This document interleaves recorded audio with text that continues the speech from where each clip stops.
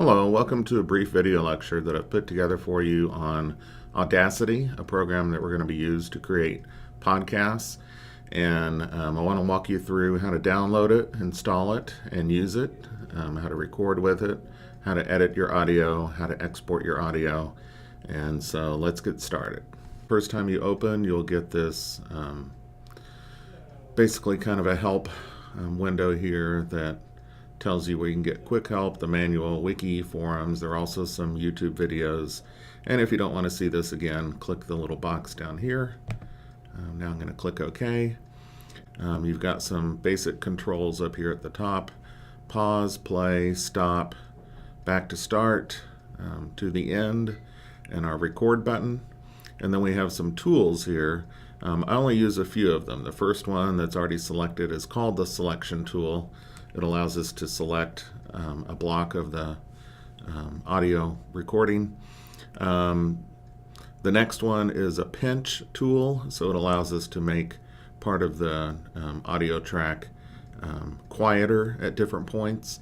So let's say you had a music track playing in the background and you wanted it to be pretty much at full volume for like the intro to your recording, but then you want it to be quieter and in the background while you talk over the top of it.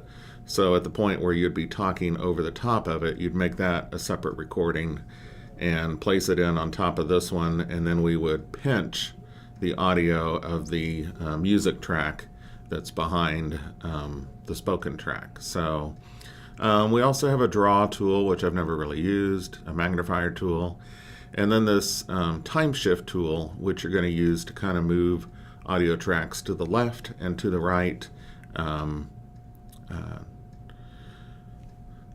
kind of time shift them, as they say, so that one starts before the other. So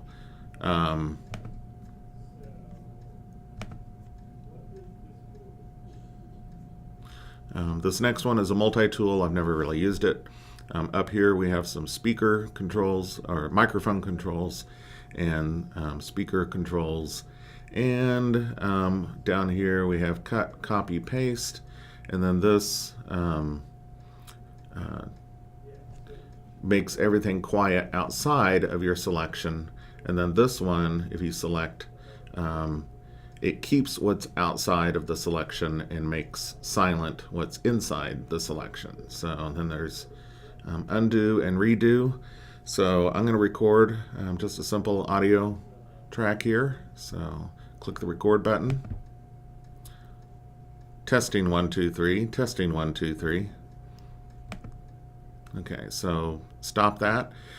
And we can see what's called the waveform very clearly, and I try to use that to my advantage to tell me when to edit away silence, or if I'm reading a script, or if you're reading your paper and you get kind of tongue-tied. Sometimes people try to read too fast. Then just stop for a few seconds, 4 or 5 seconds, take a breath, and then start over at a good spot. And then you'll see this flat line on your waveform, and that'll tell you to go back in and edit out some things and then move them closer together. So not sure how well it's going to show up when I try to play this back, but let me go ahead and go back and play it. Testing 1 2 3. Testing 1 2 3.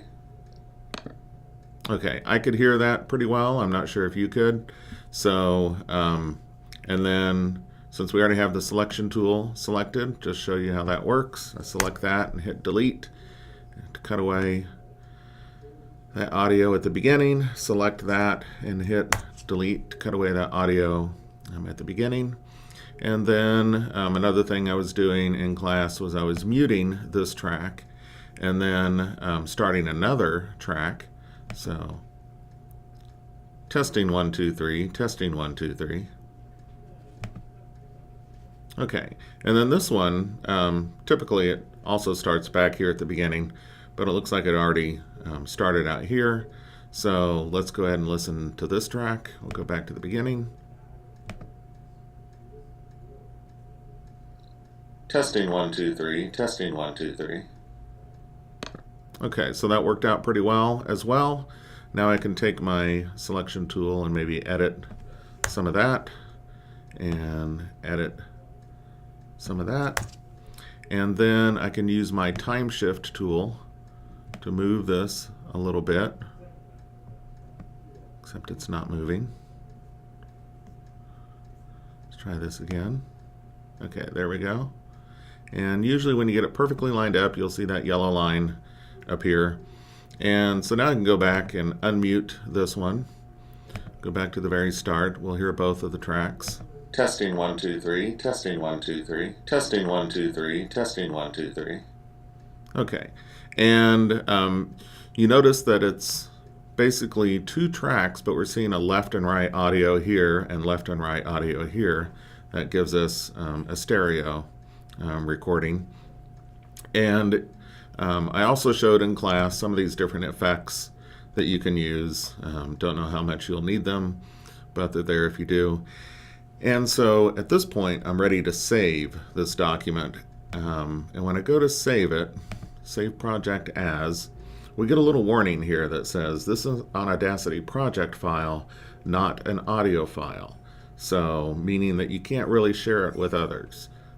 It creates some supporting files in the folder, the Audacity folder, and so typically those don't get exported. And so we actually need this other file called a lame file that will help us to export it. So we'll go ahead and click OK, and we'll give it a name, and let's just put it on the flash drive or the desktop if I can.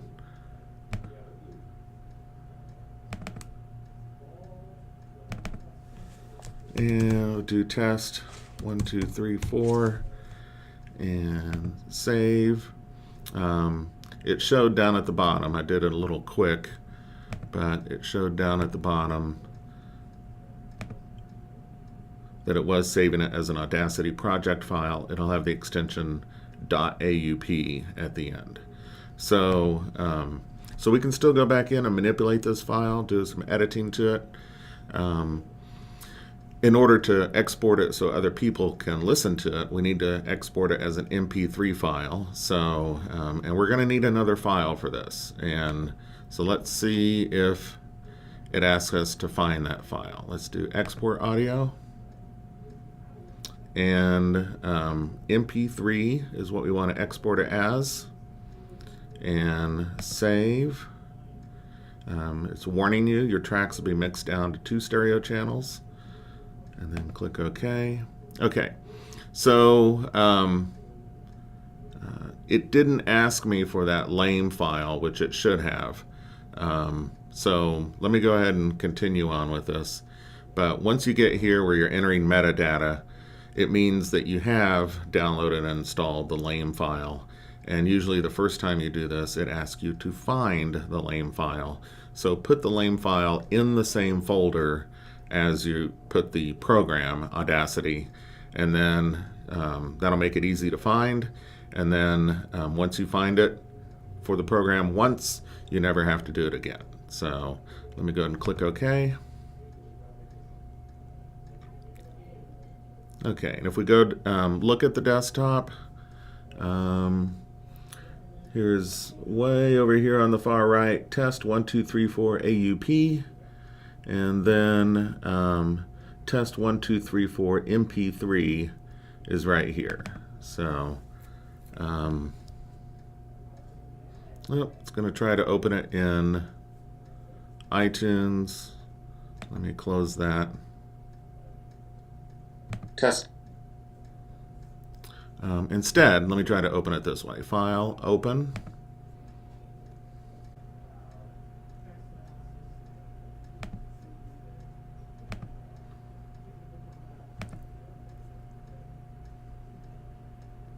Okay, in the desktop here, there's my testing 1 2 3 AUP file. There's the supporting data file, but you can't just share those. You do have to export it as an MP3. Let me open this in Audacity. And so there's the combined file. And so I can edit this now, but I can't go back and edit like I could before with the other tracks. So This is also the way I just opened this MP3 file, is a way that you could open like a music file and do some editing with that and make it play in the background while you had your audio going. So basically, I think that's about it that I can show you at this point. I'll see if I can do another recording on my PC that will show you again how I installed it on my flash drive. But I think that's about it for now. Hopefully that gives you enough to work with. If you're running any problems, let me know. And we'll keep working with this over the next couple of weeks. So thank you very much.